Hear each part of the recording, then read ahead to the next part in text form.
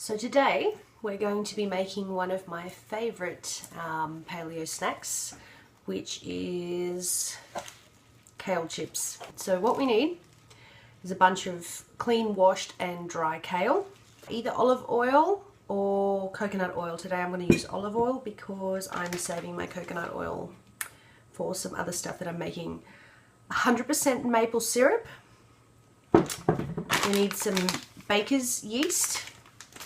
We need some salt and pepper, a little bit of extra. I like to put some cinnamon in mine, and I also like to put some homemade chili conserve in mine. Now, I make my own chili conserve. What you can do is when you're at the store, you can go to a health food store, or you can just try at a normal store.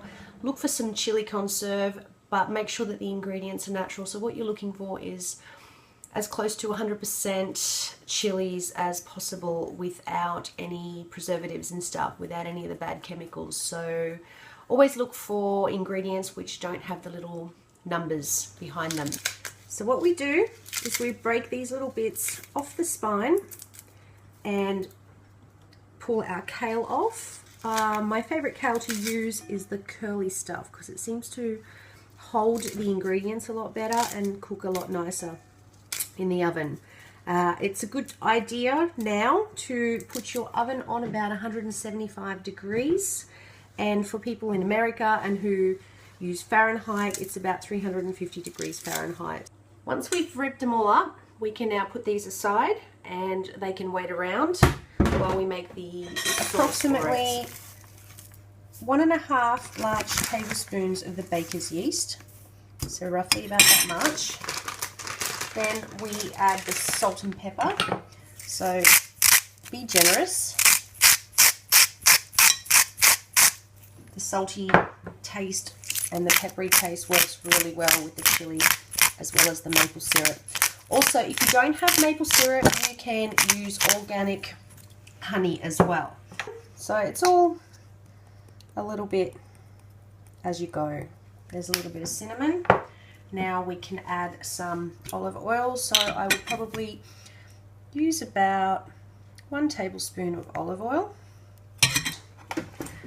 roughly a half a tablespoon of the chili conserve, and half a tablespoon of the maple syrup. And then what we do is we mix it all up until all the dry ingredients mixed together with wet ingredients. You do have to watch the consistency of this, because if it's too wet, it will stay in clumps as you cook it, and if it's too dry, it won't hold on the actual kale. So that's a little bit too wet for me, so what I will do is add some more baker's yeast and keep mixing that until I get something which resembles a bit more like this. So it's a little bit drier, and that way it's going to stick on my kale. But what we have to do now is we pour it onto the kale, scrape it all out, throw absolutely everything in there because it's really delicious. Tastes really, really good when you cook it. So you can also use a leaf of the kale to spread it out. Now, making sure your hands are clean and also making sure that you take all your rings off. It doesn't help having it on your hands.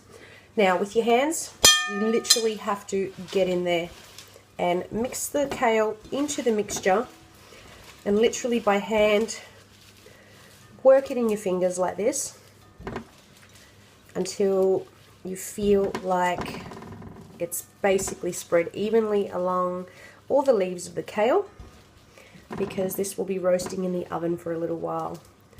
Let's put them in the tray and we'll whack them in the oven.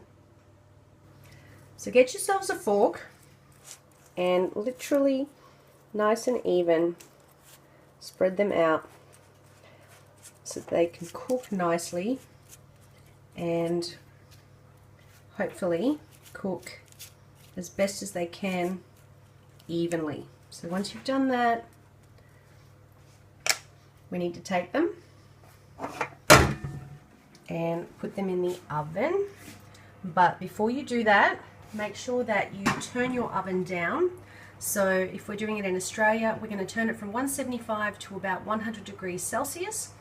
And in America and everyone else who works on Fahrenheit, it's going to go from 350 to about 150.